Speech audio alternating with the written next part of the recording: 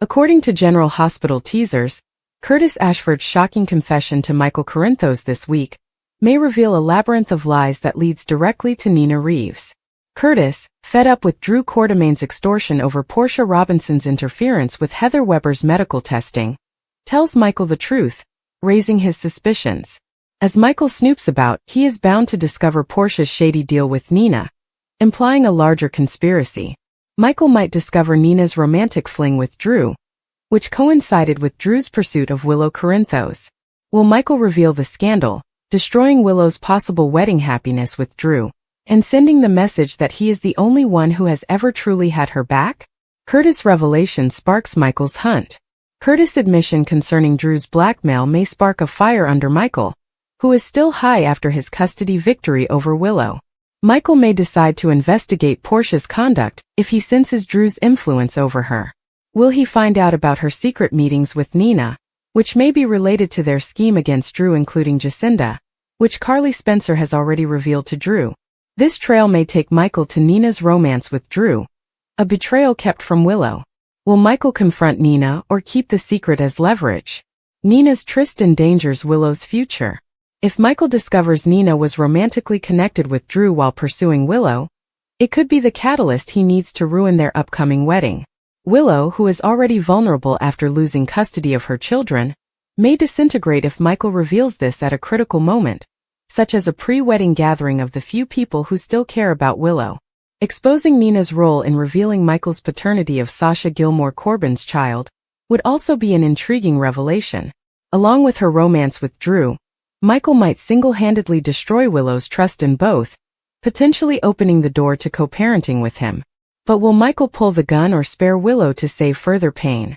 A scandal about to explode. Michael's finding has the potential to disrupt their family relations once more, with Carly plotting Drew's downfall and Rick Lansing scrambling to defend his client Willow. If Michael blows the whistle, Nina's friendship with Willow may deteriorate, leaving Willow with no family to assist her in the aftermath of her marriage to Michael. Curtis Ashford had spent days weighed down by a fact he had never intended to face. The truth had slowly worked its way through him, tearing down the barricades he had painstakingly created to keep himself sane. After all, secrets in Port Charles seldom remained hidden for long, especially in a community where everyone was entangled in someone else's web. The irony was not lost on Curtis. He had maintained his quiet to protect those he cared about and to prevent starting another firestorm. But the silence had cost him sleep and calm, and it had gradually chipped away at his conscience. Curtis had always believed in loyalty, in defending those you love, even if it meant abandoning your own convictions. However, he had lately realized that shielding someone from the truth frequently exacerbated their suffering. The secret he had been keeping involved too many people, too many broken relationships, and a level of deception that he was no longer comfortable with. Nina Reeves was at the center of that secret. It began on a calm afternoon at the Metro Court. Curtis had met Michael Corinthos for a drink, a chance encounter that Michael felt was simply catching up. However, Curtis had a more important concern. Curtis paused when Michael walked in. Michael suspected more than niceties were on the way, but he had no clue how dramatically the Corinthos family's fate would change in the next 20 minutes. Curtis didn't intend to disclose everything at once. He decided to test the waters by implying something, gauging Michael's reaction, and then making his decision. But Michael was never one for half-truths. He had a talent for identifying when someone was avoiding something crucial. Curtis felt pressure grow in his chest after seeing Michael's harsh, unreadable expression. Words began slipping out of his mouth before he could catch them. Michael had heard the rumors, as had everyone in Port Charles. Nina had her own set of secrets, and despite her recent attempts to reinvent herself, Michael had always thought that individuals do not truly change. They simply improve their ability to conceal their true identities. When Curtis finally admitted it, that Nina had known about a critical piece of information involving Sonny for months, had manipulated the timing of its disclosure, and had ultimately played a role in keeping Michael's children from learning the full truth about their grandfather, Michael felt the ground shift beneath him. Curtis laid it out plainly. Nina had done it for power, influence, and possibly even vengeance. She had positioned herself as the family's peacemaker, all while tightening her grasp on Sonny's heart. Sonny had turned away, consumed by remorse and wrath. Curtis didn't say it aloud, but the message was clear. Sonny had given Nina the amount of confidence that he had previously held for Carly, and that trust had become militarized. Michael sat motionless, his mind racing. He couldn't realize the magnitude of the treachery at the time. Nina had not only pushed herself into their lives under the idea of reconciliation, but she had also exploited the Corinthos family's foundation. And now, with Curtis' confession, everything made a terrible kind of sense. Sonny's erratic conduct, the tension that never fully left the room when Nina stepped in, even Willow's recent hesitation whenever Nina offered assistance. It was everything connected. Curtis anticipated Michael to lash out, but instead, Michael became dangerously silent. He thanked Curtis for informing him and left before completing his drink. Curtis watched him walk out of Metro Court, knowing he had just lighted a match and given Michael the gasoline. And whatever occurred next, he couldn't stop it. Michael did not go home. He did not text Willow, nor did he call his mother. Instead, he drove with no goal in mind, only an engine going too fast and a head full of wrath. Nina had lied. She hid the facts and manipulated everyone. Michael couldn't look at her without seeing the betrayal on her face. Every hug she gave Wiley, every loving word she spoke to Willow was a show. Michael was outside Nina's office at Crimson when he stopped driving. The building was almost empty. Night had fallen over Port Charles, with barely a few lights flickering on the higher floors. Michael did not hesitate. He marched into the elevator, pressed the button, and entered Nina's office without knocking. She looked up from her desk, astonished but not scared that would come soon enough. Nina greeted him warily yet warmly. "Michael, is everything okay?" He stared at her for a long time, his silence more damning than words. Finally, he moved closer. "No," he replied plainly. "Everything is not okay. I understand what you did." Nina's face became drained of blood. She didn't require clarification. There were too many possibilities, and she realized the past had finally caught up with her. She stood slowly, her hands quivering by her sides. Michael spoke calmly, but his eyes were stormy. "You manipulated Sonny. You manipulated all of us. You withheld the truth because you believed you'd get what you wanted in the end. But it is over. Whatever illusion you were holding on to, it is now over." Nina attempted to talk, but Michael's rage persisted. He read Curtis' confession piece by piece, thrusting each revelation at her like a knife. Nina shrank slightly with every word. She tried to explain, to plead her case, that all she wanted to do was protect Sonny and was afraid of what the truth would do to him. But Michael was not interested in making excuses. He was concerned in accountability. "You used my kids," he cried, his voice cracking. "You manipulated Willow, Wiley, and Donna to cement your place in Sonny's life. You never tried to help this family. You were simply attempting to tame it." Nina's eyes welled up with tears, but Michael remained calm. He turned to leave but paused at the door. "I'm telling Sonny," he explained. "And I am telling Willow. This ends tonight." The fallout was fast. Michael returned home and told Willow everything. The agony in her eyes mirrored his own. She had worked so hard to give Nina a chance and allow Wiley to have a relationship with his grandmother. But suddenly, such generosity seems like a mistake.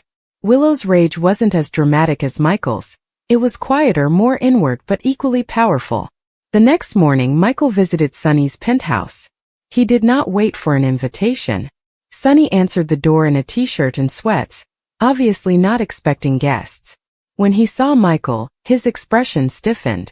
The schism between father and son had gotten deeper in recent months, and this confrontation was not going to mend it. Michael did not waste time. He wrote out everything Curtis had said and Nina had done. Sonny listened, jaw tensed and expression unreadable. But Michael noticed a spark in his father's eyes. A mix of astonishment and something far more deadly. Betrayal.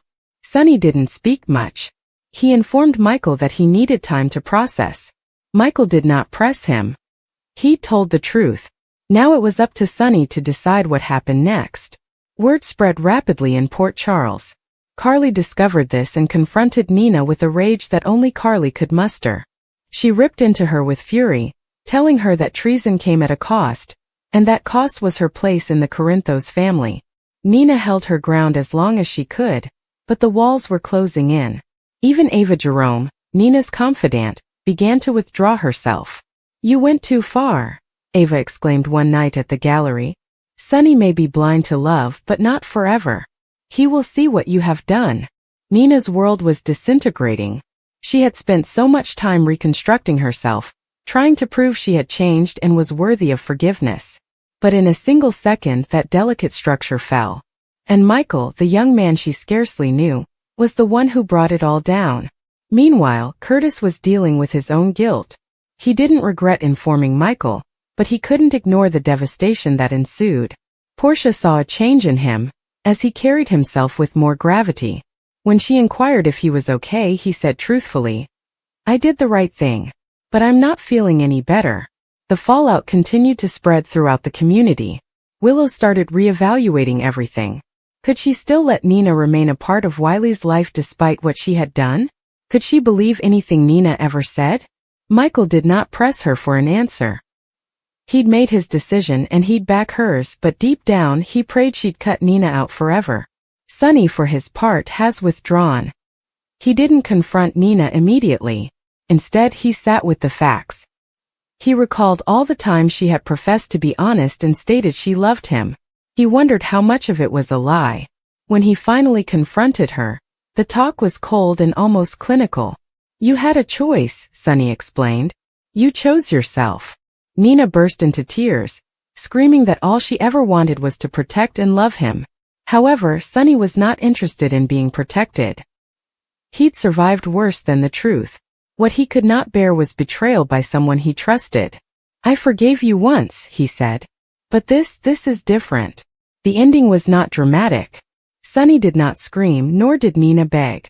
They simply stood amid the debris of what may have been, realizing that it was over. Just like that.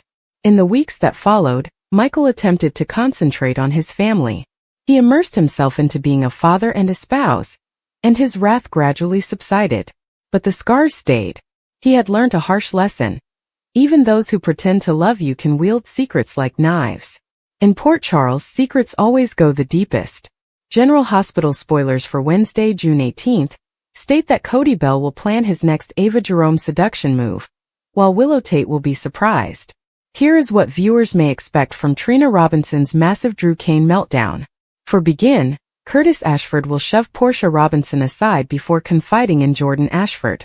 Jordan will hope Portia and Curtis can work things out, but Curtis is concerned that his relationship is gone. Trina will catch up with Portia and rant about how much she despises Drew.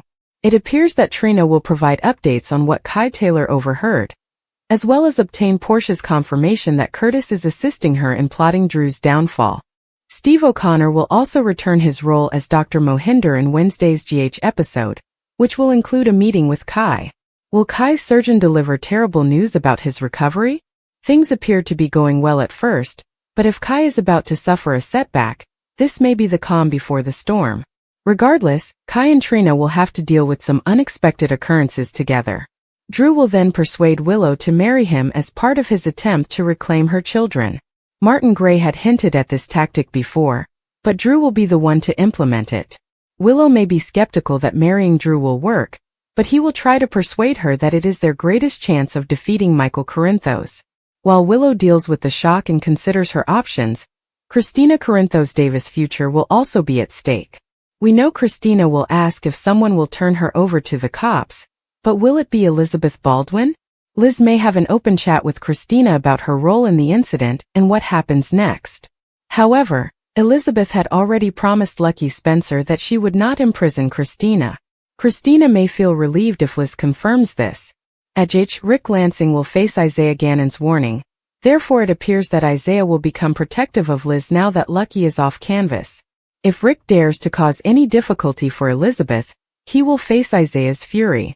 Once Sasha Gilmore Corbin has returned Daisy Gilmore Corinthos to the Quartermain home and put her down, Michael will want to discuss their current situation. Michael will be upset if he is pushed out of Daisy's life, especially now that he has met and bonded with her. Although Sasha may still wish to be independent, it's difficult to envision her fully cutting out Michael at this stage. There is potential for Sasha and Michael to negotiate a new agreement, which they may do once they speak things out. Cody will launch the next phase of his seduction plan over a poolside talk. Cody will turn on the charm again with Ava, and they will flirt about secrets as he draws her in. According to General Hospital spoilers, Cody may realize that he enjoys spending time with Ava more than he expected. Cody Bell never expected to become involved in such a bizarre game. When he initially arrived in Port Charles, he had a lot of baggage, including old wounds, a tangled background, and more than a few regrets. However, nothing could have prepared him for the psychological maze that was Ava Jerome. She wasn't the type of woman to follow other people's rules, and Cody knew he was in dangerous terrain the instant he met her. First, he maintained his distance. Ava was trouble, the type that men didn't leave untouched. She possessed a calm, commanding attractiveness that made you forget your common sense. She could be charming one minute and deadly the next, and Cody had watched from the sidelines as she slithered through relationships and rivalries with the accuracy of a skilled manipulator. He had advised himself several times, don't get engaged. But like most things in Port Charles, it wasn't that easy. Their dynamic began innocently enough. Cody had been working at the stables, keeping a low profile, and focusing on creating something steady out of his chaotic life. Sasha had recently moved back to focus on herself, and the stillness between them was becoming more permanent by the day. Cody had a lot of time to think, too much time in fact. Cody became suspicious when Ava began to appear more frequently at the Quartermain house, claiming to be there for art assessments or charitable gatherings. She never flirted in the typical way. Ava was more subtle than that. She asked questions that didn't feel personal at first, but then you realized they were. She laughed at his sarcastic remarks, but not too loudly. She watched him, but not long enough to be apprehended. Cody, despite his instincts, couldn't determine whether she was baiting him or just playing with him for fun. Then came the night that would change everything. Cody had finished his lengthy work and returned to the Quartermain stables to lock up. It was late, and the majority of the home was quiet. But as he passed through the garden, he noticed Ava standing there, arms crossed, head inclined up to the moon. She gazed. Undone. Not precisely vulnerable. Ava didn't give herself that luxury, but thoughtful in a way that threw Cody off surprise. Have you ever grown tired of pretending you don't care about anything? She asked without turning around. Cody approached warily, unsure whether the inquiry was rhetorical. More often than I'd like to admit, he answered. She gazed at him, and something wordless went between them. This is not a challenge. Not even want.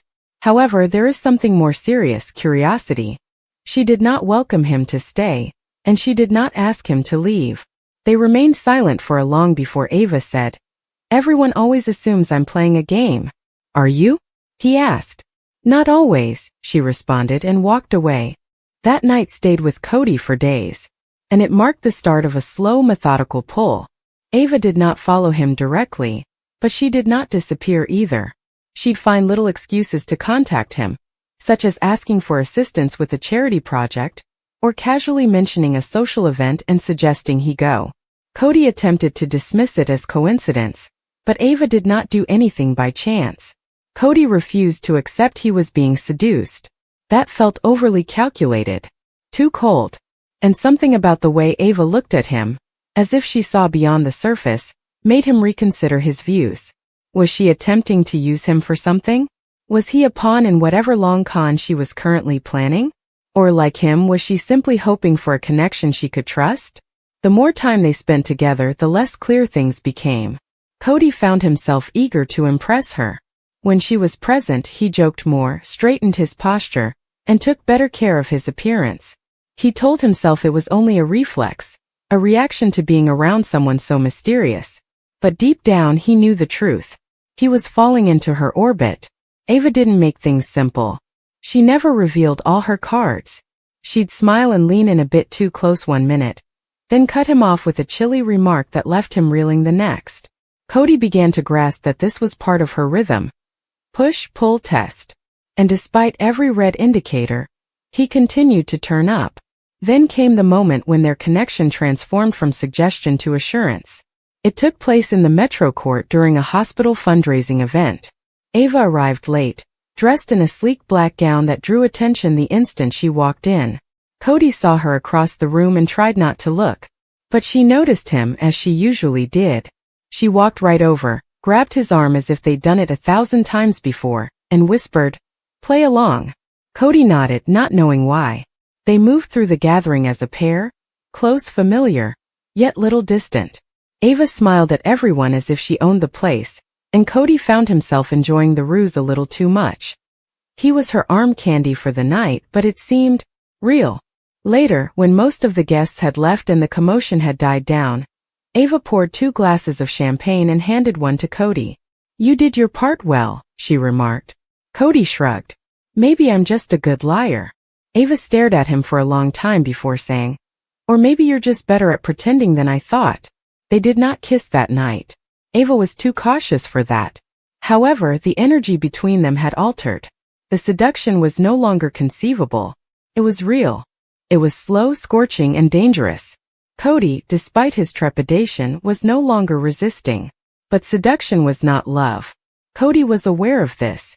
He had no idea whether Ava felt anything deeper, or if he was just another piece on her chessboard. She never informed him what she expected from him. She never mentioned love or affection. She kept turning up. With each border he passed, Cody allowed himself to sink deeper into the ambiguity. When Sasha returned to town for a brief visit, Cody's world shifted again. Seeing her brought up old emotions, recollections of who he used to be. Sasha asked if Cody was seeing anyone, and he hesitated. What was he expected to say? That he was being steadily captivated by Ava Jerome, one of Port Charles's most deadly women. He told Sasha the truth, or at least part of it. He claimed things had changed. He was figuring himself out. Sasha, ever sympathetic, gave him a sorrowful smile and best wishes. But once she departed, Cody couldn't get rid of the guilt. He didn't owe anything to Ava, really, but whatever was going on between them was devouring him. Meanwhile, Ava was facing her own troubles. Her relationship with Sonny had long been deteriorating. Her anger with Carly remained boiling, and her position at Gallery Jerome no longer fulfilled her in the same way it had before. Cody had become into something unexpected. Not just a distraction but a mirror. He did not try to impress her. He did not treat her as a trophy to be gained, and this made her worried. Ava was not used to being seen. She was used to being followed, admired, or feared but never understood. And Cody, for reasons she couldn't quite explain, made her feel more human than anyone had in a long time. One night, following another coincidental meeting at the Quartermain estate, Ava lingered longer than normal. They sat outdoors near the stables, the silence extending softly between them. Ava glanced at him with a softer expression than usual. "Do you ever wonder what your life would be like if you made a different decision?" she asked. Cody nodded. "Every day." She smiled sadly. "Maybe we both just keep choosing the wrong people."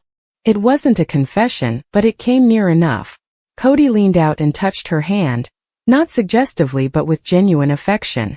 Ava did not pull away. And for the first time she did not shift the topic. She simply let the moment exist.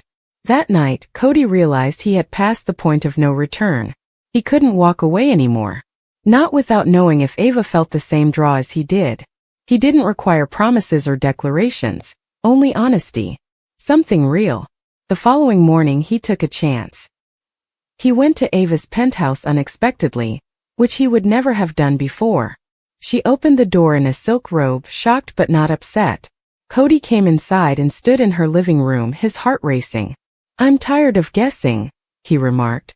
"Tell me what you want." Ava was quiet for a long time. She moved over to the window with her back to him. When she eventually turned around, her eyes were unreadable. "I don't know," she said. "But I don't want you to go." It was not much, but that was sufficient. Cody moved across the room, closed the gap between them and kissed her. Not in desperation or conquering, but with tenderness. Ava did not resist. She leaned into him, as if she'd been yearning for this moment for longer than she'd admit. What ensued was not the start of a typical romance. It was chaotic, difficult, and fraught with mistrust and unresolved conflict. But it was real. And in a town like Port Charles, where so much was based on lies, being genuine was the most hazardous thing. In the days that followed, they kept their connection private. Ava was cautious and always kept her options open. But Cody saw the change, in her tone, posture, and the way she stared at him when she thought he wasn't paying attention. He didn't know what the future held, but Ava wasn't pushing him away just now. That was enough to prompt the following move. The seduction had worked, not because Ava had deceived him, but because she had showed him who she truly was. Cody had, despite all odds, accepted her anyhow. Whether it will last was another matter. Nothing in Port Charles stayed simple. General Hospital spoilers for the week of June 23rd to 27th hint that Nina Reeves may face a complete meltdown, but Drew Kane's slip-up is also on the horizon. Emma Scorpio Drake's trap will also be set, so let us talk about what's coming up in Port Charles. For begin, Nina could receive some troubling information about Willow Tate's future with Drew. Willow appears to be accepting Drew's imminent proposal and announcing their engagement, so Nina should be absolutely devastated. Although Nina has been unwilling to jeopardize her relationship with Willow and exacerbate her daughter's pain, she may have little choice if she wants to end this marriage. Will Nina seriously consider derailing the wedding by disclosing the truth about her passionate Drew encounters? Drew will most likely pressure Willow to marry him straight away, so a fast wedding may take place shortly. Even if Nina does not oppose and blows up the ceremony, someone else may do so instead. Tracy Quartermaine may become spiteful by revealing Drew's scorching secret with Nina, if she is unable to get out of the corner Drew is pushing her into. Whatever the case, GH weddings are rarely perfect, so Willow and Drew's big day may not go as planned. Curtis Ashford, on the other hand, will be waiting for Drew to make a mistake so that he may also save Portia Robinson. Michael Corinthos has prophesied that a slip-up will occur if Curtis maintains the course, and you can guarantee he will be proven correct sooner or later.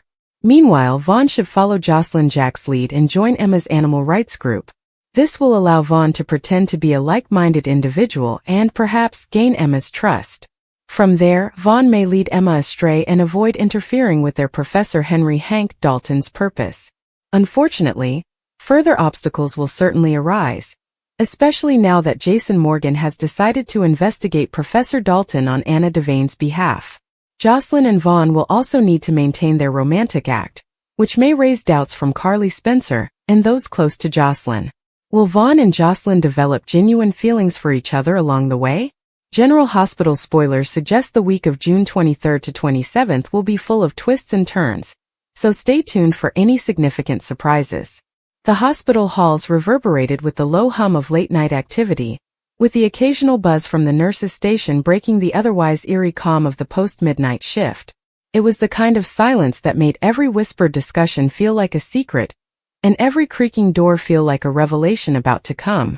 Willow sat at the far end of the neonatal unit, her hands quivering as she held the arms of the chair next to the window. She had been here several times before, but never like this. A nurse's tag on her uniform said Willow Corinthos, but the name itself felt odd to her at the time. Something wasn't right. This is horribly wrong. She couldn't remember everything that had happened in the previous 48 hours. She was cradling Sasha's newborn kid, cooing sweetly while the new mother slept soundly, and then nothing. A black spot. A vacuum. In a confusing haze, minutes vanished like grains of sand in a tornado. Her fingers twitched uncomfortably as her gaze roamed the nursery behind the glass. Two bassinets stood side by side. Both babies, swaddled similarly, slept peacefully. But Willow's heart squeezed.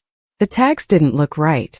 She had checked them 3 times, and the sense of dread grew with each scrutiny. She had not told anyone yet. Not Sasha. Not Michael. Not even the head nurse who had given her that weird look earlier and asked if everything was all right. Willow had dismissed it, claiming she had not slept. That was not a falsehood. Sleep had eluded her, but it wasn't exhaustion that was bothering her now. It was terrible. The probability that during her blackout she made a terrible error. Sasha stirred in her recovery room, just down the hall.